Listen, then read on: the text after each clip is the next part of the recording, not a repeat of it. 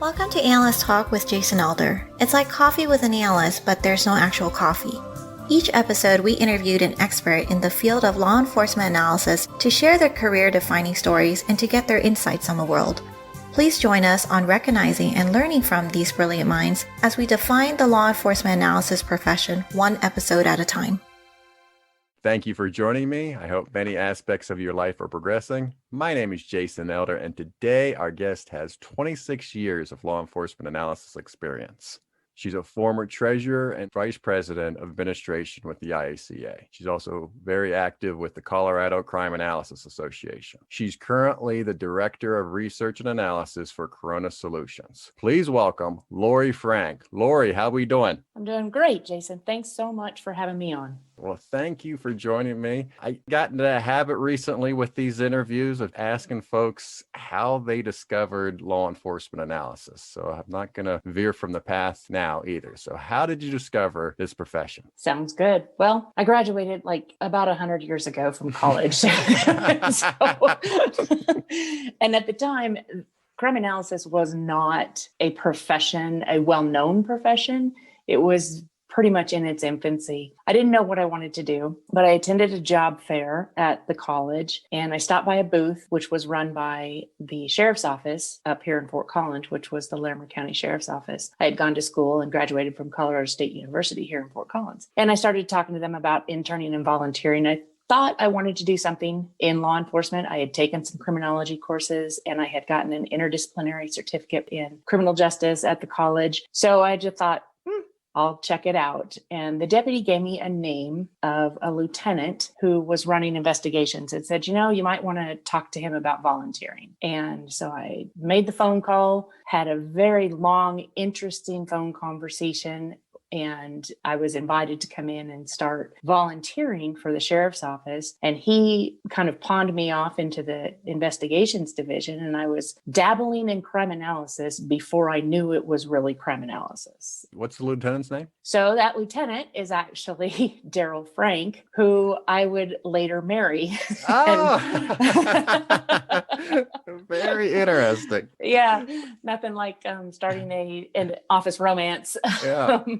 But while I was an intern, we started dating and we've been married for 27 years and have 2 adult sons now. So, oh, well, congratulations. Very good. But yeah, he had been in law enforcement and he was running investigations at the time. And one of the things that in that conversation, he actually tried to talk me out of a career in law enforcement simply because I'll never forget one of the things he said was, after all these years, I will never be surprised by what one human can do to another human.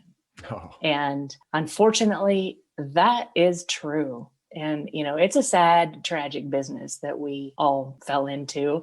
So sometimes it can weigh on you. So, but anyway, after volunteering for a couple of years, I started seeing a job opening for a crime analyst in Fort Collins and I applied. I didn't get the job. And then, just did some work, actually worked for a company that we monitored offenders on house arrest, the people that wear the ankle bracelets. Mm-hmm. We had a monitoring center, a 24/7 monitoring center, and we would monitor those individuals that, would dial into their phone every 10 seconds and let us know that they were there or not there, et cetera, et cetera. Did that for a few years. And then another job opening came up for Fort Collins PD for a crime analyst. I applied. I did not get it again. But then shortly after that, an opening came about in Arvada, Colorado, which is a suburb of Denver. I applied to be the crime analyst there and I got the job. And I was extremely fortunate to work with someone. I was a baby crime analyst and, really had no idea what I was doing.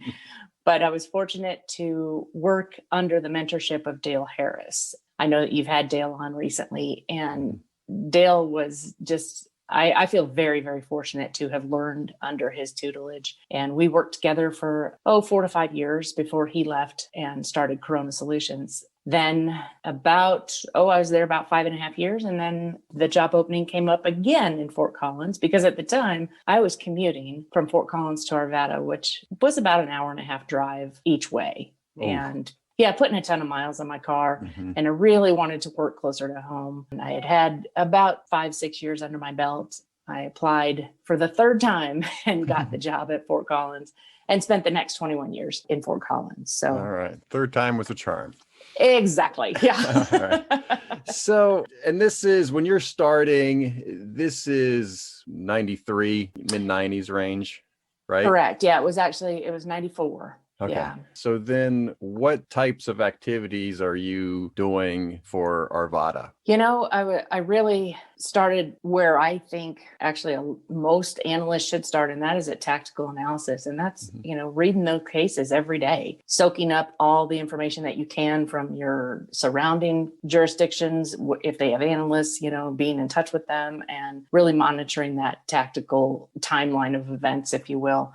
That, you're just reading cases every single day. I was fortunate to kind of dabble in other things, but I was really focused on tactical analysis when I was at Arvada. And then that leads us to one of your badge stories that you're going to share with us today. Correct. And it's been a very long time ago, so I don't have a lot of details left in my memory, but I do know that with it being tactical analysis, which focuses primarily on property crimes, and most of the property crimes that we see are vehicle trespasses. Some people call them, I think, vehicle burglaries. So I read so many vehicle trespass cases that if I never read one again in my life, I'd be so happy.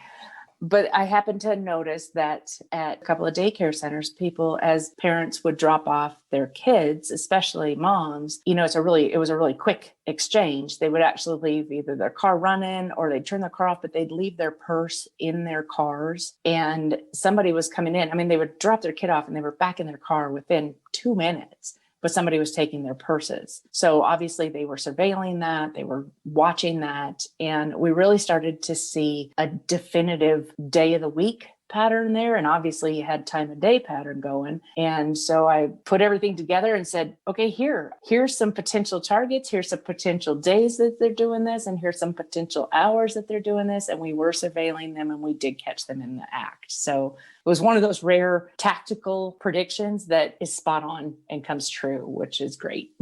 Yeah, that seems to me like the time frame for this would be pretty tight, especially in the morning. If you're dealing with 7 a.m. to maybe 9, is that basically what you were saying? It was tighter than that. It was usually like about 7 to 8, I would say, or maybe 6:30 to maybe 7:30. It was a pretty tight pattern, but there weren't that many daycare centers. And it's like, all right, here's the days, just, kind of sit across the street or down the street or something like that. And as much as I can remember, that's really how they caught him. Now, was it at a daycare that had already been hit, or when they caught him, was it a new daycare that he hadn't hit yet? I think it was existing.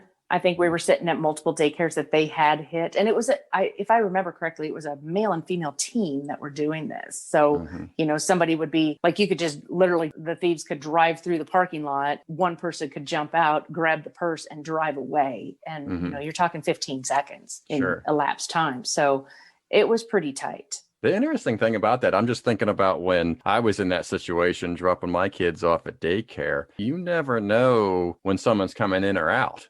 Right. So it was actually an aggressive job for them, theft, to take on, because you just never know when a parent's coming in, driving in, or a parent's coming back out to the car. Oh, absolutely. But if you're watching them, if you watch especially the female, and you don't see her carrying her purse and she, you're not going to lock the vehicle, you driving through there as the thief, you can just hide in plain sight at that point. Somebody thinks, you're just driving through, dropping your kid off just like everybody else is. So, it probably pretty easy to complete.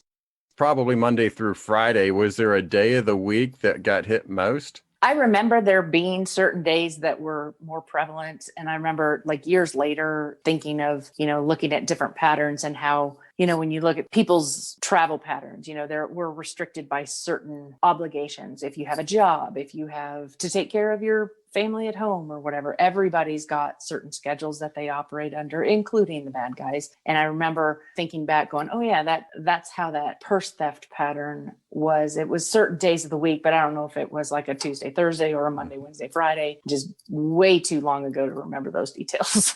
Yeah. Well, let's get into your other badge story then. During your time here at Arvada, you received the very first Bulletin Award from the IACA in 1994. I did. And it was This was way back. I mean, and kudos to where it's come from that point and all the people involved in that. And now the Bulletin contest has a multitude of different subjects or topics, that they award. And this was the first ever, this was back when IACA was much smaller and much less formally organized. And they were like, hey, let's create an award for crime bulletins. That was the thing back then is in the mid 90s doing a crime bulletin, a weekly crime bulletin. And this was like literally typed up on, I think it was Word Perfect. If that, I was thinking we had Word.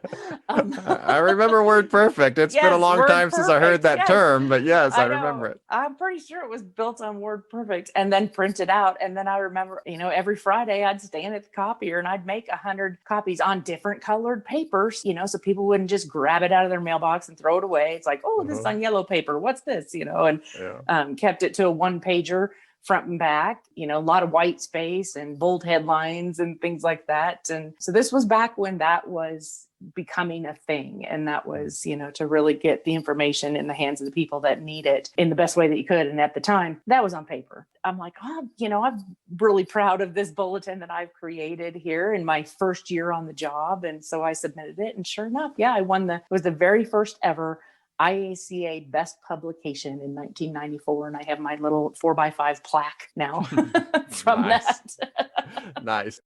How was this bulletin different from maybe the other bulletins that you created? I know that it was, like I said, I kept it to 1 page. I remember thinking along the lines of, if you think of, say, briefings, cops go to briefings, cops kind of get their influx of information before they go out and start shagging calls. And I'm thinking, okay, I have maybe 30 seconds to grab someone's attention. And even that's maybe a little bit longer. So in kind of studying how do newspapers write stories to grab your attention and following along those lines is that my idea was funny headlines, bold headlines, a lot of white space, keep the words to a minimum so they can get the gist and move on. Of course, if anybody wanted further information, stop by the office and we'll talk your ear off about it. But this was really meant to just, hey, here's what's going on. Like a purse theft pattern going on or latest cars. Here's what was stolen this past week. Here are the cars that were stolen. This was long before, we started putting out a hot sheet, if you will. And so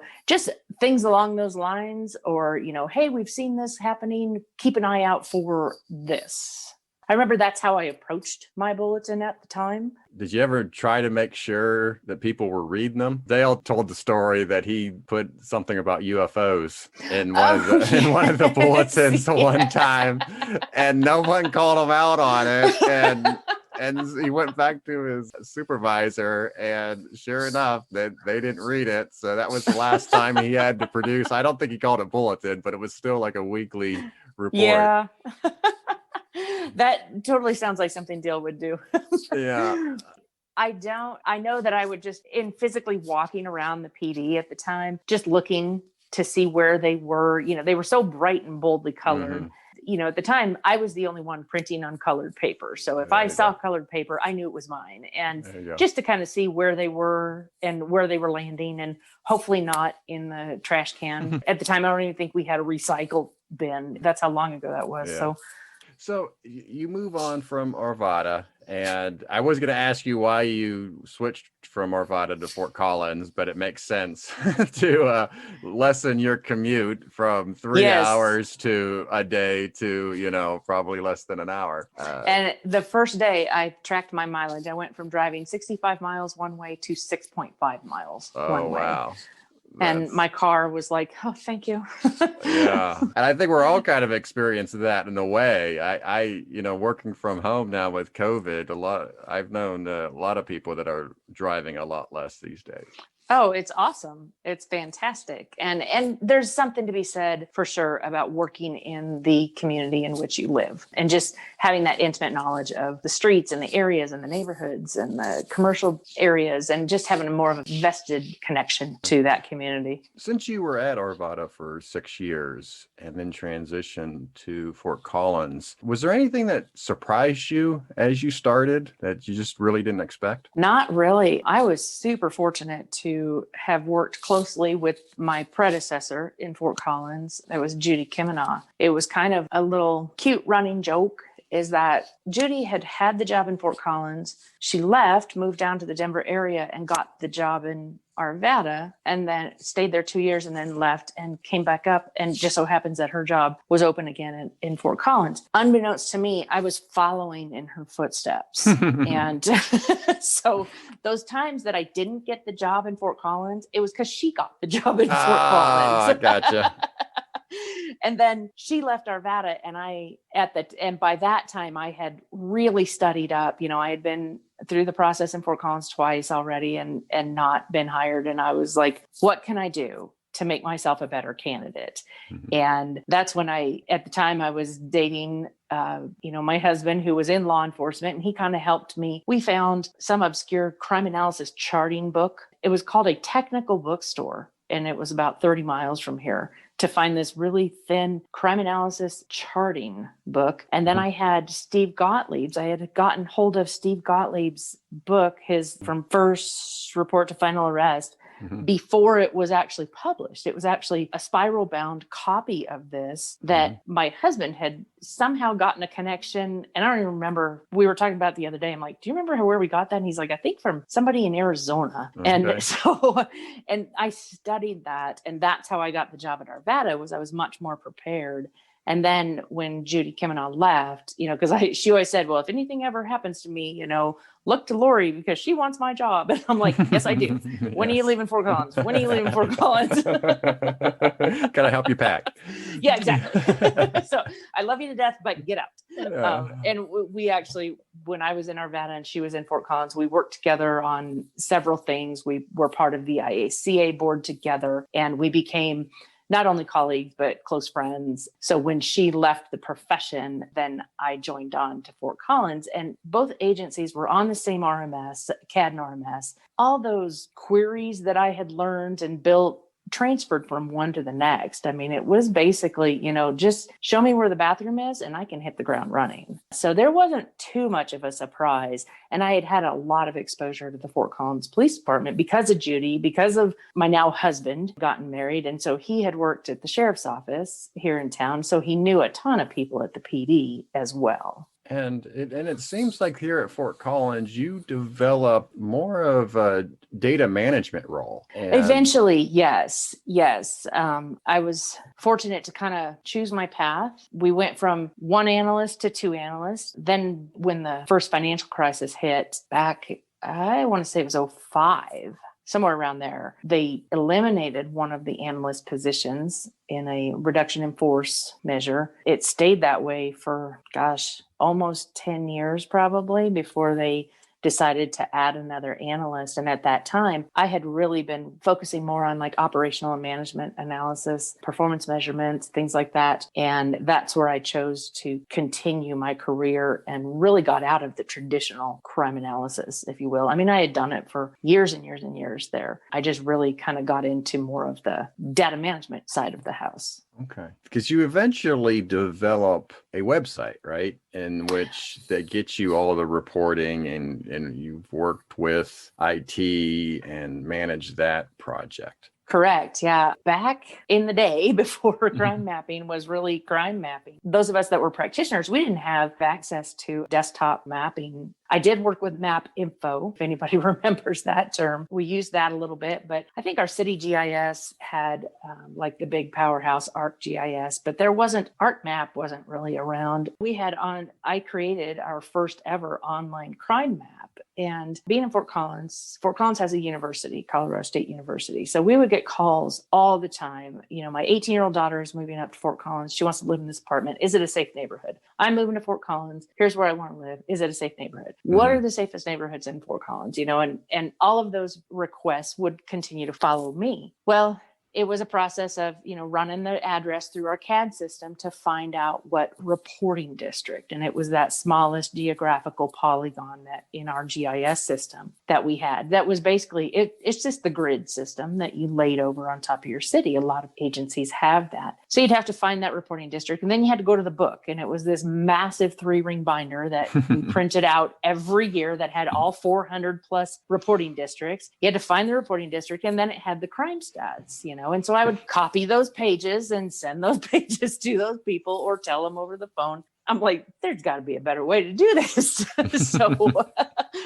So I worked with our GIS to basically automate that so they could go online to basically find where they wanted to live or what area they were interested in on the map, and then click on that, and then it would lead them to those pages. So it became a self-serve type of thing. It's not as detailed, near as detailed as what you have now, but it was rudimentary, but it worked well, and at least got those requests out of my hands, out of the record staff hands, and people could access it 24/7, and back then agencies didn't have that. Police departments didn't have this forward-facing crime map. So one of the Denver news stations was like, we're going to do a story on this. So they came up and they interviewed me, and it was a lot of fun doing that. But I look back at the footage now, and like the computer monitors are those old, big, deep tan things, that weighed 150 pounds. Yes.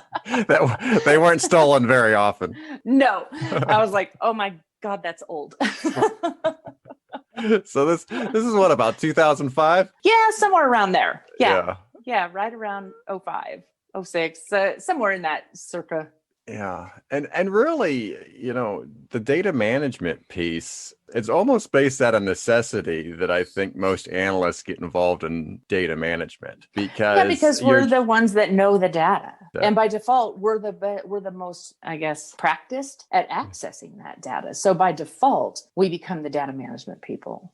And I think too is if you're just loaded with data requests or report requests, that's all you're doing. And so you want to get that automated. You want to get all that stuff off your project list so you can get into more of the tactical stuff or the other bigger projects that you want to work on and not be weighed down with request after request after request. Oh, absolutely. And really towards the end of my career, that consumed a large part of my time. At the time I left, I had several hundred different automated reports that I had built that were published on a routine frequency, whether that be daily, weekly, monthly, bi-monthly, whatever. And it was because, look, there's a need here. We've got to be able to find a way to get the information in the hands of the people that need it more efficiently than one request at a time.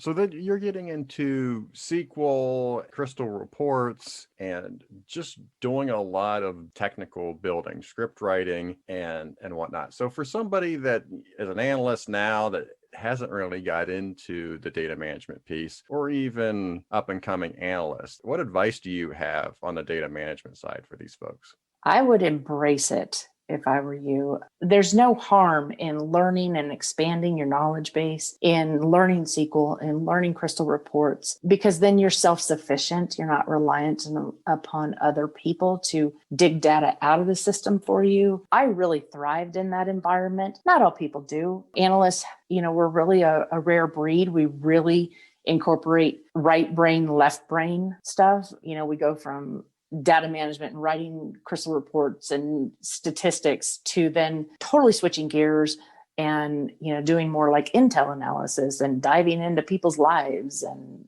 doing things like that. So it's a real nice blend of those two skill sets, if you will. And I would say do what you can to learn that information, because I thrived in it. Not everybody will. And if you don't like it, don't worry about it. There's plenty of other things to do.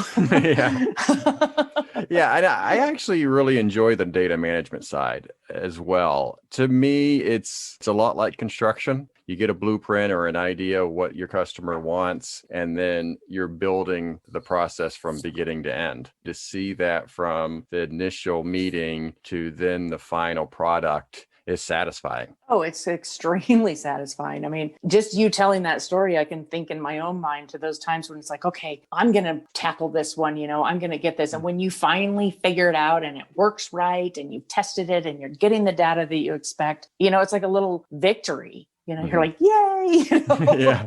and look what I did. And for yourself. And that, I think it's very gratifying. At least you get an answer. It's that part of the job where Yes. you get a definitive answer on things, because not everything you can get a definitive answer on. That's true. The problem is the answer's there. You just have to find it, right? There's a hunt there, and there's a search, and identify the problem, get the solution, and the research aspect of that. But most times the solution is there. You just have to work to find it and build it. So that's absolutely different from some of the typical analytical work that we can find ourselves in. So now you have a couple badge stories here as well. And I failed to mention what the badge story is.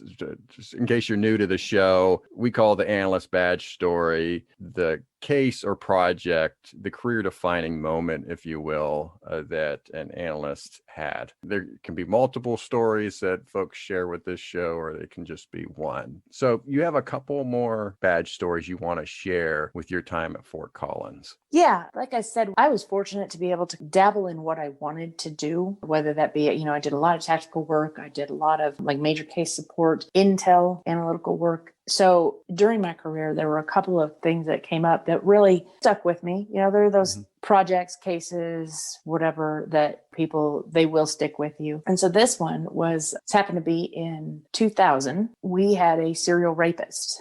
This was a true whodunit, stranger on stranger, which anybody that's been in this business and read sex assault cases is not usually the case. You just really don't have stranger on stranger sex assault very often. When you first take a report like that, you're like, what's the validity of this information, that sort of thing. Well, we had a series of these come in several weeks worth of time, to the point where, yep, this is going on.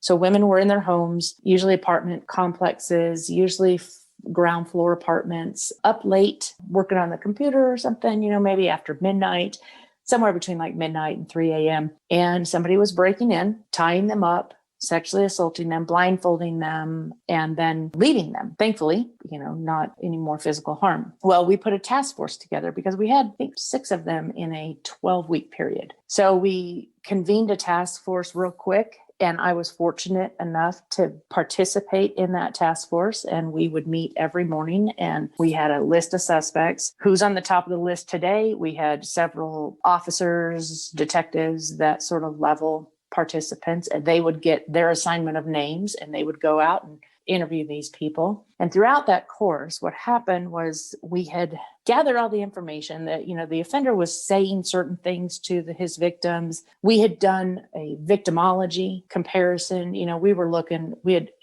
extensive interviews with the victims. We were looking for commonalities, like how's the offender targeting his victims? And we were looking at, where do you do your laundry? Where do you order pizza from? Where do you have a pet? Who's your vet? What are the places that you frequent that we could potentially look at where this person is targeting these victims and what the commonality is? And there was nothing. Throughout this time, we had put out, I call it this because at the time, that's what it was called. It's called a teletype. I don't know if anybody's going to recognize that term. But when I talk about it now, people look at me with this look. I'm like, oh yeah, you don't know that term, do you? Okay. Yeah. So back in the day so we put out this teletype across the nation and on NCIC. And here's the kind of thing that were happening.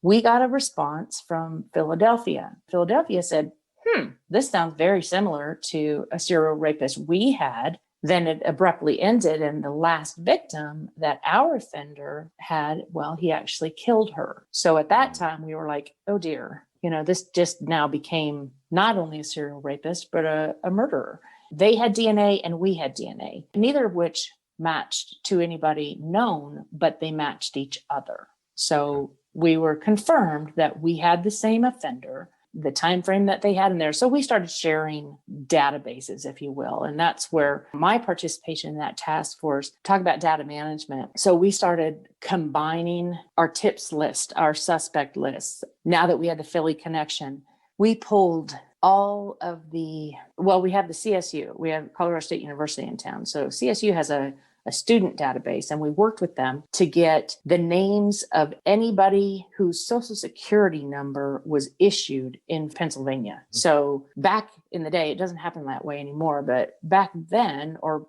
probably when you and I were both issued our social security numbers, those first 3 digits are indicative of what state that social security number was issued in. It's no longer that way. So you can no longer track people that way. But that was one of the things that we looked at. We looked at, somebody doesn't just wake up one day and go, okay, I'm a serial rapist. So we thought, before we had the Philly connection, we were like, this person probably just moved to Fort Collins. So we looked at new hookups, new utility hookups. We had a witness say, I think I saw a blue Camry drive away from the scene around 3:00 in the morning. So we pulled a list of every Camry registered in the Larimer County. Way too big to even work with, especially in a college town. You're not always driving a car that's registered to you. It's probably registered to mom and dad. So we thought, well, that won't work. We looked at, just every single possible connection that you could find. We were pulling names. We had 350,000 potential names in our database. And so that was my contribution to the task force, was massaging that data and combining things to elevate people to the top of that interview list on a daily basis so we could go and interview people. And unfortunately, none of that worked because he was, and it's like, yay, a bad story that just doesn't turn out. But the offender was actually never on our suspect list. We got him. He tried to attack 2 women in the apartment and he couldn't control them. So one broke free. And when he left, he jumped over a balcony and he wasn't wearing gloves and he grabbed hold of that balcony. So we took the entire top board of that balcony back to the department and got fingerprints. And he actually was stationed in Cheyenne. He was with the Air Force or Army. He was one of those services. Mm-hmm. He lived in Fort Collins, but he was stationed up in Cheyenne. And so his prints were on file from the military. But it was during the time that was going on, right when we found out we had the Philly connection, was like the day after 9/11. I think that's why it sticks with me so much, is this was a huge case. It was, he had killed this poor girl in Philly. He had come here. He's got 6 victims already. And then we get 9/11. And prior to that, information flow was pretty easy from one jurisdiction to the next, from one entity to the next. And after 9/11, that completely shut down. There was no information exchange whatsoever. People were like, we don't know if something's leaking, so we're just going to close everything down. And so it became quite difficult to work on a case like this at the same time that you're like, hey, we just got attacked. It was a very interesting time. Yeah. It's probably right around that time why the teletype went away. Right? Mm-hmm. That and technology, right? So for those that might not know what a teletype is, think of like a fax that would go to the different police departments. And so it's an internal system, not internally, but it's only going to different police departments. Hence, that's how Philly picked that information up. So yeah, with 9/11, just different rules. They redid everything and said, okay, we have to have rules on how we're going to exchange information. Right. And trying to navigate a major investigation during that time was very messy. Yeah, and it didn't happen overnight, obviously. It took years to get that established and to get that standard operating procedure put together. Right. So just out of curiosity, do you remember the murder that happened in Philly? That seems like not really his MO. So was there something in particular with that victim that caused him to kill her? I think she fought back. If my recollection serves me correctly, he talked about that and he was extremely remorseful. He did not mean for that to happen. So Philly was going to charge him with the death penalty, and he'd plead guilty to everything if they took that off the table, and if he could serve out his sentence, because he did get a life sentence, if he could serve out his sentence in Colorado and not in Pennsylvania. And I think he wanted to distance himself as much as possible from that particular incident. And I don't think he ever, not that I'm making excuses for him by any means, but I think it just went awry in that last case, and that she fought back. Well, let's take a break. When we come back, we'll talk about you leaving Fort Collins and going on to Corona Solutions. This is Analyst Talk with Jason Elder. We'll be right back.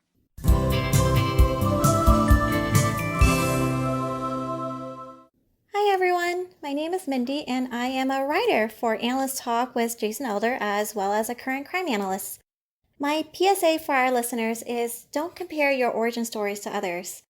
I used to be super insecure when asked, why do you want to be an analyst or in law enforcement? And I always felt like I had imposter syndrome because I didn't have a good reason. I don't have any family members in law enforcement. I've never been involved in a crime, knock on wood. And I just felt like I had no good reason for being here besides just being interested in the industry. 6 years later, I still don't feel like I have a good answer, but I love my job and I'm pretty good at it. Passion or your calling isn't something that just hits you one day. It is something that's built and maintained over time, day by day, every day. If you're on the fence whether you're cut out for this field, just go for it. If you currently have no reason, make a reason. Make your own origin story. I believe in you.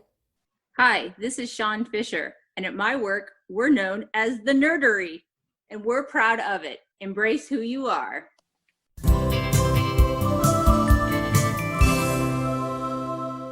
Welcome back. Lori, the next thing I'd like to talk about is an unfortunate topic for you, but I'm glad that you've agreed to talk about this, as unfortunately, your ending to your Fort Collins story isn't a happy one. So could you just tell us how your time at Fort Collins ended, and then we'll also get into you starting up at Corona Solutions?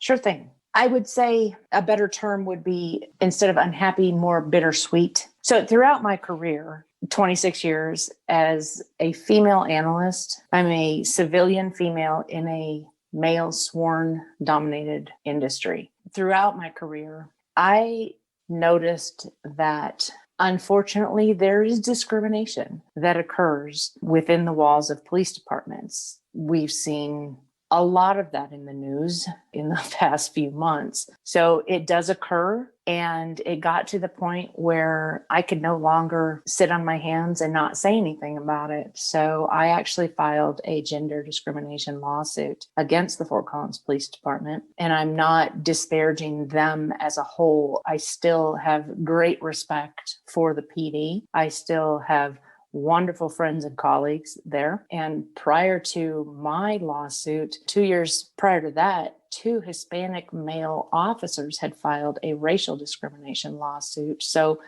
this wasn't out of the blue, if you will. This was something that I felt I had to speak up about. And that is that there are struggles that analysts face, and especially female analysts face in this business. I think that women aren't necessarily given the benefit of the doubt in this profession, and we are forced to prove ourselves and then continuing to prove ourselves. And it's not the same for males. There are different standards and expectations for females. I was told, once by a male sworn supervisor to perhaps I should tone down my approach, that I was called assertive. Those were negative things said about me. I was assertive.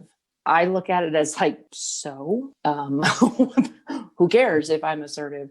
Because a male, for those same characteristics, would be taken under somebody's wing and promoted. It's like, oh yeah, you're assertive. You get out there, you say what you mean. You push the envelope. Those things were not looked upon favorably for me. And that's just not right.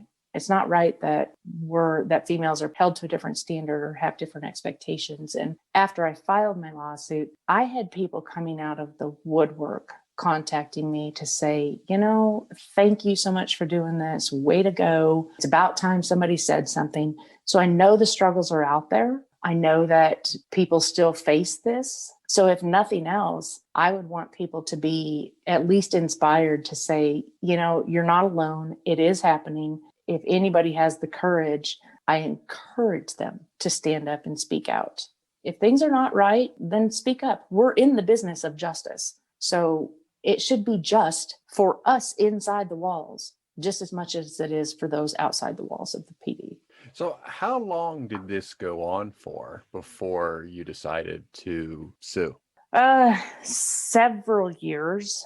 Throughout the career, it was just, I remember going through the lawsuit and somebody saying, it's not one incident, and it never is. It's not just, one thing or one particular event that occurs. It's nuanced.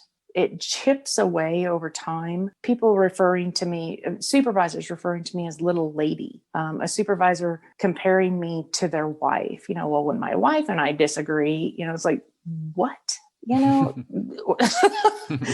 and enough of that over, the course of, I would say 15 years, starting to going from, well, this is the way it is. I guess I have to put up with it. I guess this is the way the world works, to eventually realizing, no, I don't have to put up with this. That person's treated differently. What's different about them? Oh, they're male. They're, the same exact things that we would do. That person would get the respect. I would not get the respect. That person would get the benefit of the doubt. I didn't get the benefit of the doubt. If I spoke up, people raised an eyebrow. If that person spoke up, people smiled, so it was over the course of time, I would say. And then it really kind of came to a head with a couple of individuals that I would say back in 2016. So I filed my lawsuit in 2018.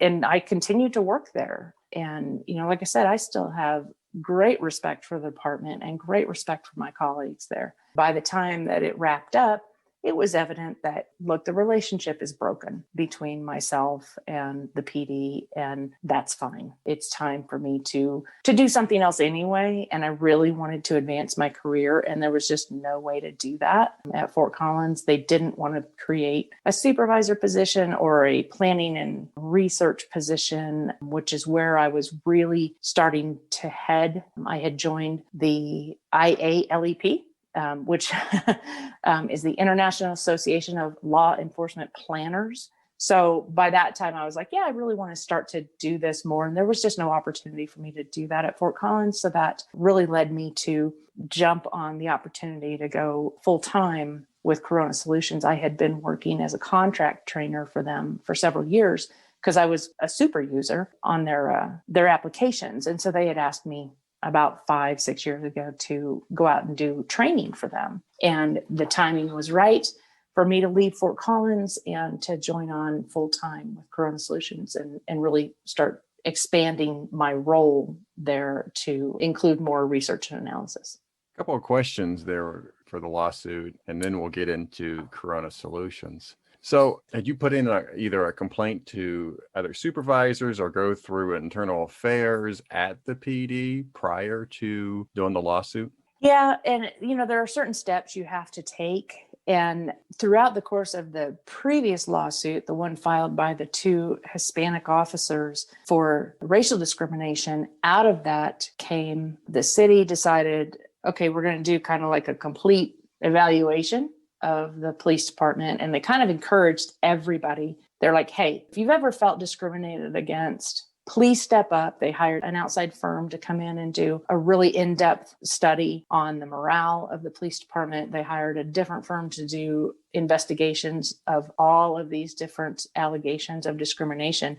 And that opened the floodgates, basically. And I was one of those. There were, I'm going to say, upwards of 20 people, somewhere in that neighborhood, that came forward and said, yeah, I've been discriminated against. And there were like 60 plus allegations of discrimination that came out of that. So I had to go through that process. I had to file with EEOC, the Equal Employment Opportunity Commission. Those are the steps that you have to take. And there are certain time limits on on actions that you can take. It was a matter of following that timeline and meeting those deadlines, but you have to file through EEOC. And I had done that. At the time, I did not file an IA complaint because of the lawsuit, the Hispanic officers lawsuit, and the way they handled the aftermath of that. It kind of became one big IA complaint with the 20 plus people filing 60 some allegations. So it kind of was an IA investigation. Then it became an EEOC investigation. And then it became a civil lawsuit. So it had several steps that it had to go through. So yeah. So what was the time span between when the officers had their lawsuit and when you filed your lawsuit? I think it was about 2 years, 18 months, 2 years, somewhere in that neighborhood. And throughout all this, like I said, it's not one event, it's a series of nuanced, just how things go. And so they had a build up to filing their lawsuit and certain things that happened. And then that lawsuit was filed, and then more things start to happen. And then, another person, it started out as one individual filing a lawsuit. He had left the department already. He felt he had no choice but to leave the department. He was not going to be able to promote. He just couldn't break past the bullies that had made life difficult for him. So he left the department, and then he sued. Well, then one of his witnesses that he called in, turns out, based on his story, the attorney was like, well, you need to join this lawsuit as a co-plaintiff. So that kind of had its own timeline, and that kind of progressed. And then at the tail end of that is when mine started going through its process of the internal investigation, and then the EEOC investigation, and then finding an attorney and filing the suit. So did the EEOC come back with a ruling that led to the lawsuit? What they do is EEOC, from what I was told and from the research that I did, was they very rarely will take a case. And normally they look at the facts. They basically say, we're not going to do anything, but if you want to take this further, you have the right to sue. So they issue a right to sue letter. And then there's a clock that starts ticking, basically from the time they say that. If you're going to file a lawsuit, a civil suit, then you have X number of days in order to do that. And so that's usually how it goes, is that once you file with the EEOC, they give you a right to sue. Did you feel that you needed that prior to proceeding with your lawsuit? Yeah, you do, because the courts will look at it as there's a process for this, and did you adhere to that process? And so you're better off having adhered to that process. And so the attorneys that I was using at the time, I was part of the FOP, got involved with the Hispanic officers and their lawsuit, and they really helped them. And then they let others use those FOP attorneys. And so I was working with FOP attorneys at the time, and they were the ones that guided me through that EEOC process and tried to find a resolution before basically EEOC saying, yeah, you have the right to sue and you can move forward with this. And then I had to go find outside counsel, because the FOP was, they're like, well, we represent cops, we can't sue cops, kind of a thing. So they were bound that they couldn't continue the case. Now, do you know if any policy changes occurred because of your case? Not necessarily because of my case, more so because of the first lawsuit, the racial discrimination lawsuit. The city did hire an EEOC officer that works in the HR department, that basically, if they hear of discrimination of any sort, then they're bound and mandated to start an investigation. They no longer have to wait until somebody files a complaint, because, and especially I get back to the civilian female's role in law enforcement. A lot of those individuals are not the most outspoken people. They have a hard time. And I've run into this many times, not just with analysts, just in, all of the people I encountered in my 26 years, that getting somebody to file a complaint is pretty hard to do. If you're not up for the scrutiny of doing that, it can be very daunting. And because it's not a fun process, it's not a pretty process, and there is a lot of scrutiny applied, it's just not pleasant. So a lot of people they quit. A lot of people just go, I'm just not going to do this anymore, and I'm going to quit, and I'm going to move on, which is unfortunate, because somebody needs to speak up. And the more people that speak up and say, this isn't right, this has to be corrected, hopefully the tide will change. I've seen maybe small indications that it will change, and I'm hopeful. I'm hopeful that it does change and it becomes more just for everybody inside the walls of the PD, for any law enforcement agency. Because like I said, I'm not the only one that suffered through this. I had so many people reach out and go, I'm so glad you did this. Thank you so much for speaking up for us, and it's about time somebody spoke up, kind of thing. So I know I'm not alone out there. So, if you were consulting, what advice would you give police departments to curb such things from happening? Yeah, to really hold people accountable and to hold people accountable at higher levels. That's what I saw, is that there was definitely a network. If you attached yourself to the coattails of the right person, you promoted. If you didn't, then, and if you bucked the system, if you stood up against somebody, your career could be derailed. And this was at the sworn level. These were officers I was seeing. These were great cops that were like, you know what? No.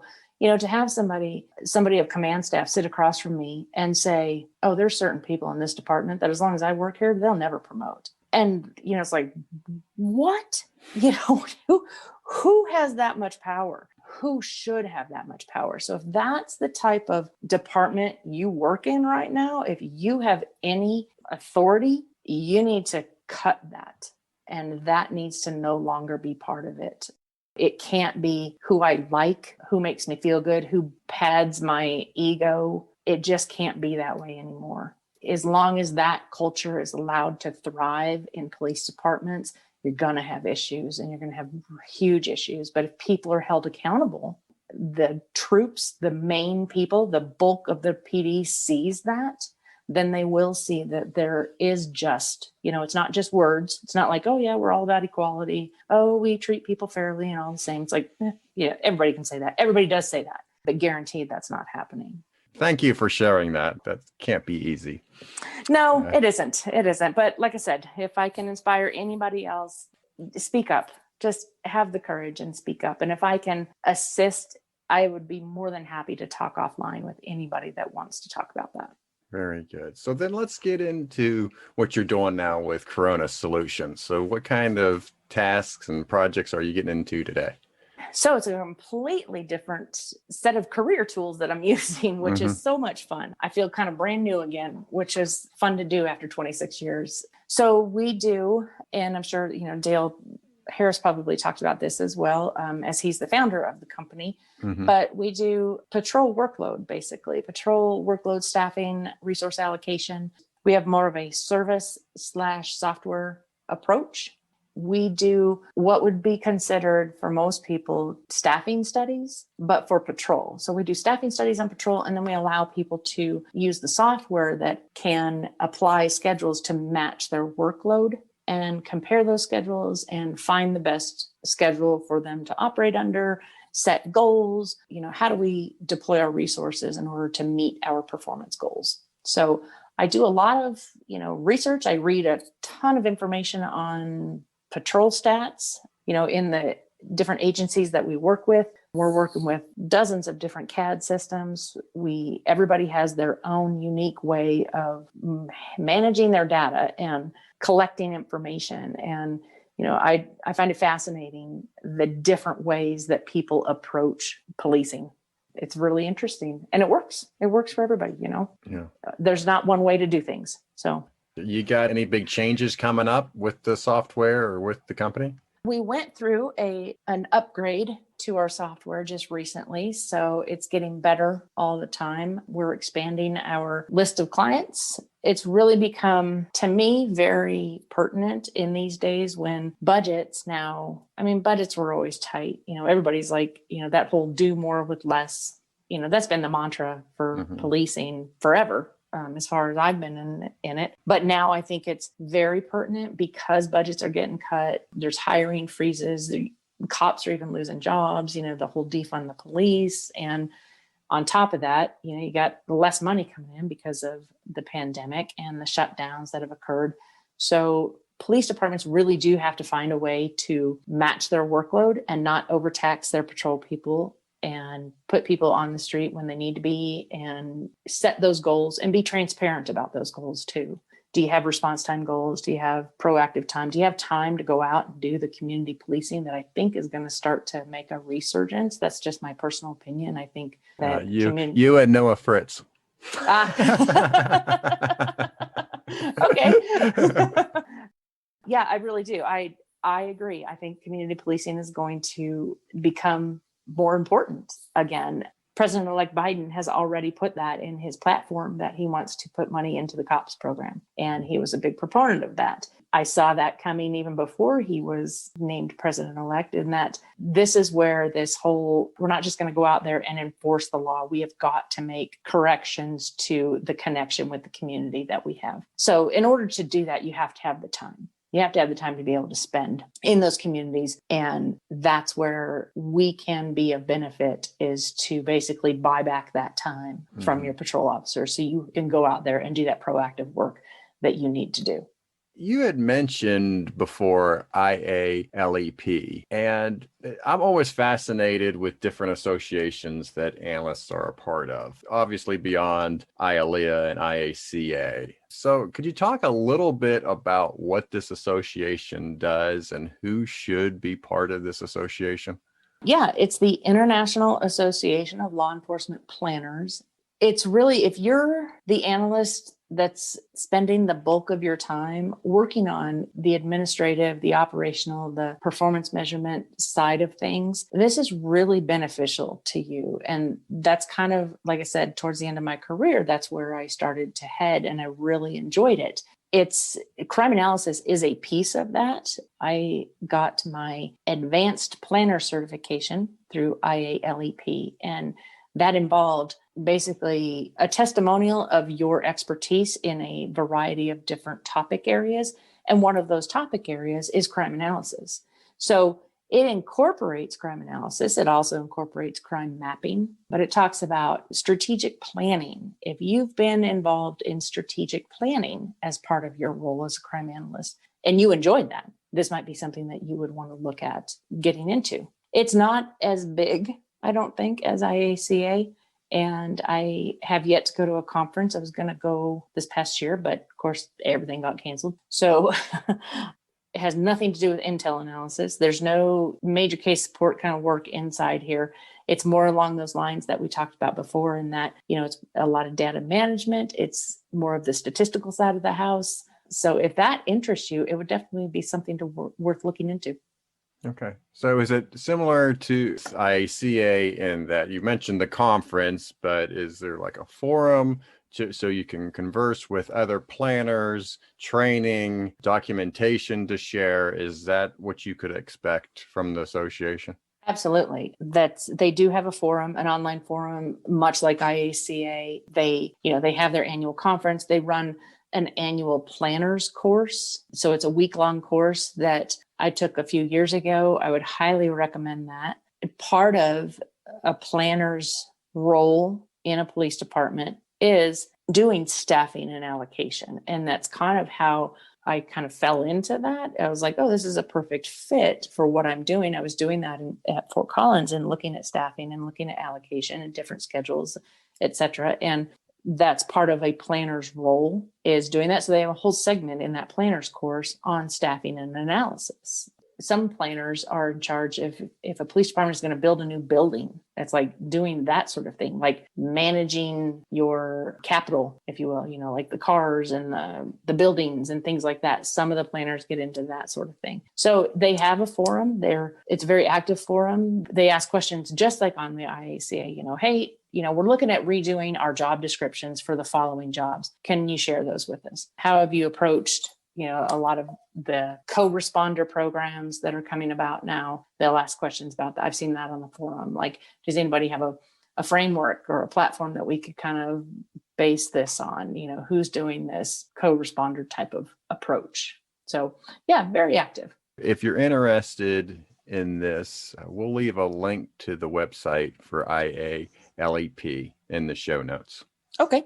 Finishing up, I always like to ask about personal interests. So you are an animal lover, which I can appreciate, but you have a very special volunteer task that you do. Can you talk about that volunteer work that you do? I can. I am a huge animal lover. I'm a huge proponent of adopting from rescues. I have a house full of rescues myself. So my husband and I and some friends, we volunteer for an organization up here in northern Colorado that goes out and does trapping of feral cats. We trap them, we bring them in. We have a bunch of veterinarians that come in and volunteer their time to spay and neuter these cats.